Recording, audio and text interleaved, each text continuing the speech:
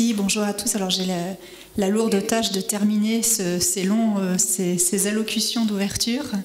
Monsieur le Président de l'Université de La Réunion, Monsieur le doyen de l'UFR Droit et Économie de l'Université, Madame la conseillère régionale, Madame la directrice adjointe de l'OSOA, Mesdames et Messieurs les professeurs d'université, Mesdames et Messieurs les participants.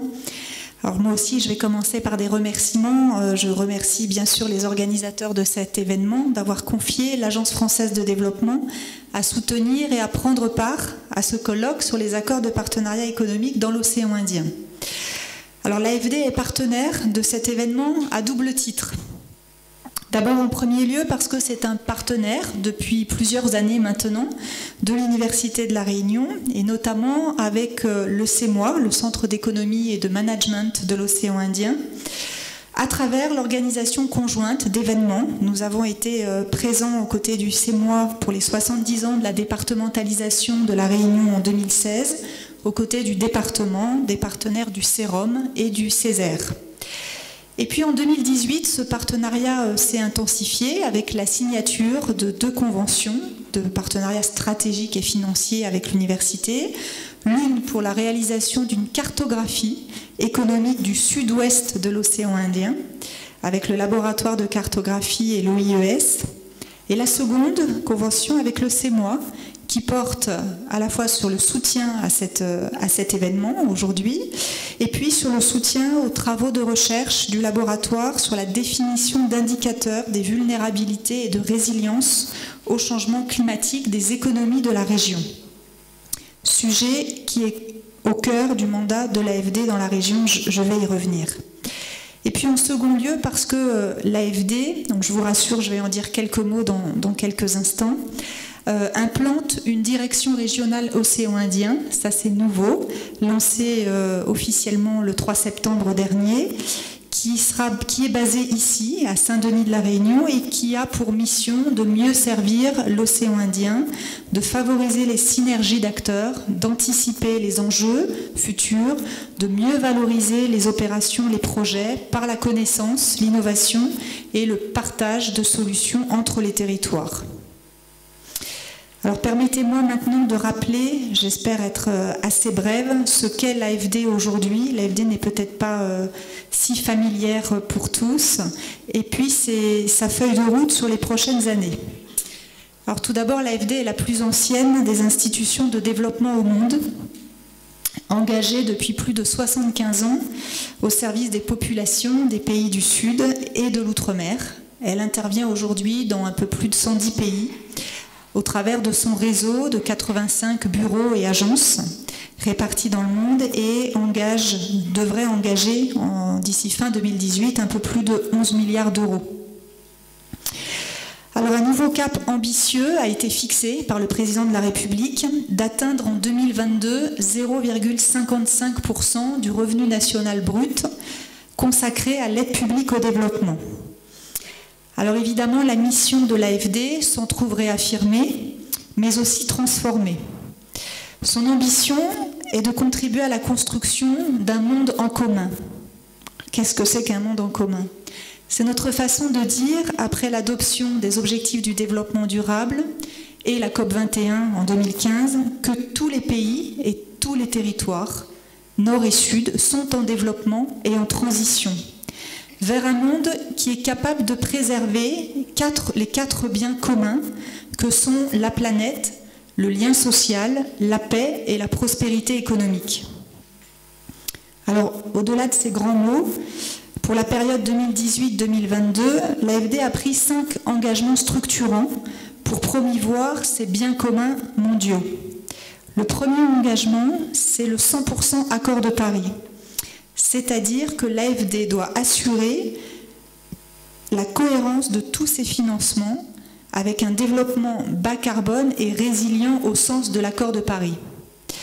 Elle devra donc jouer son rôle d'orientation de l'investissement public et privé vers des projets contribuant à l'adaptation au changement climatique. Le deuxième engagement, c'est le 100% lien social. Le lien social, c'est le lien entre les individus, les groupes sociaux, les territoires, et c'est la condition de notre point de vue, c'est la condition sine qua non d'un développement durable et partagé.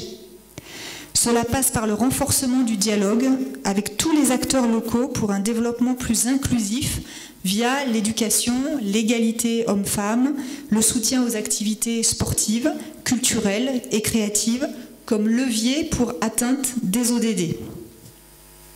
Le développement en 3D, ce n'est pas les 3 dimensions, c'est le lien entre la défense, la diplomatie et le développement. La priorité aux acteurs non souverains, ce qu'on appelle non souverain, c'est le soutien aux entités non étatiques, le secteur privé, les entreprises publiques, les collectivités territoriales, les organisations de la société civile, les fondations, les institutions financières. Et enfin, un 5e engagement qui est lui plus transversal et je dirais plus de méthode, qui est le réflexe partenarial.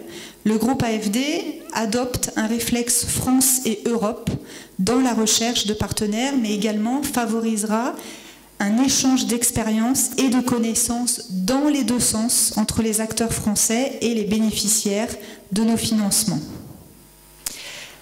Alors j'en viens maintenant bien sûr à notre présence dans l'outre-mer, présence historique et bailleur important dans la région océan Indien. Le 4e axe d'intervention de l'AFD en outre-mer à La Réunion, c'est l'ouverture de ce territoire sur son espace régional.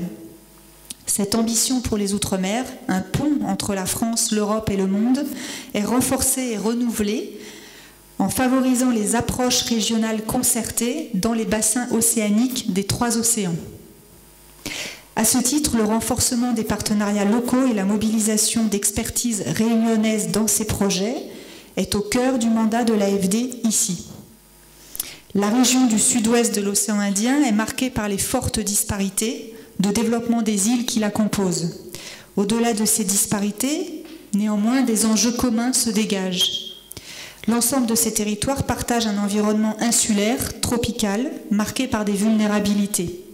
De par leur géolocalisation, les pays de cette sous-région de l'océan Indien sont particulièrement exposés à des chocs exogènes. Cependant, certaines problématiques communes trouvent une réponse plus efficace dans un traitement régional. Les échanges économiques représentent les moteurs du développement régional partagé. Et en effet, l'un des leviers centraux de l'insertion régionale est le développement des échanges économiques privés au sein de la zone, malgré le contraste de la taille des économies et l'inégal degré d'ouverture aux échanges extérieurs. Aussi, un enjeu majeur de la coopération régionale est de favoriser les conditions pour l'essor des échanges économiques intra-zone et l'attractivité de la région. L'AFD y participe en assurant son rôle de bailleur de fonds à travers le financement des infrastructures de connectivité régionale telles que les ports, les aéroports, les infrastructures numériques également.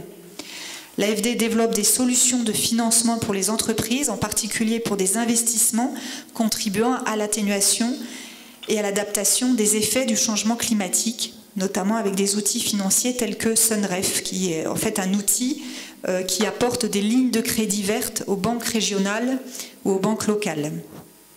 L'AFD favorise également la structuration de filières régionales porteuses permettant de valoriser les savoir-faire et les atouts de la zone pour saisir plus efficacement les marchés hors zone océan Indien. Et puis avec le programme de renforcement des capacités commerciales de l'océan Indien, de l'Union des chambres de commerce de l'océan Indien, que nous soutenons également, il s'agit de favoriser des modes d'organisation collaboratifs entre les entreprises. Alors pour conclure, je dirais que la connaissance et l'évolution de l'un des cadres de référence pour les échanges économiques dans la zone, les APE, sont essentielles pour des relations économiques équilibrées et décomplexées. Les APE font partie intégrante du terreau pour un développement économique réciproque et harmonieux dans la zone. Je suis convaincue que les attentes des acteurs locaux sur ce sujet seront comblées par les échanges de haut niveau qui vont avoir lieu durant ces 2 jours. Et je salue l'initiative du CEMOA pour son approche pluridisciplinaire qui assurera le succès de cet exercice. Un exercice qui peut être vu comme difficile, parfois synonyme de contrainte, d'inquiétude, qui permettra d'appréhender le sujet des APE dans la région de manière multisectorielle tout en démystifiant le thème et je l'espère en mettant en lumière les opportunités que ces accords portent en leur sein pour la région. Je vous souhaite donc des échanges fructueux pour ces travaux jusqu'à demain soir. Merci.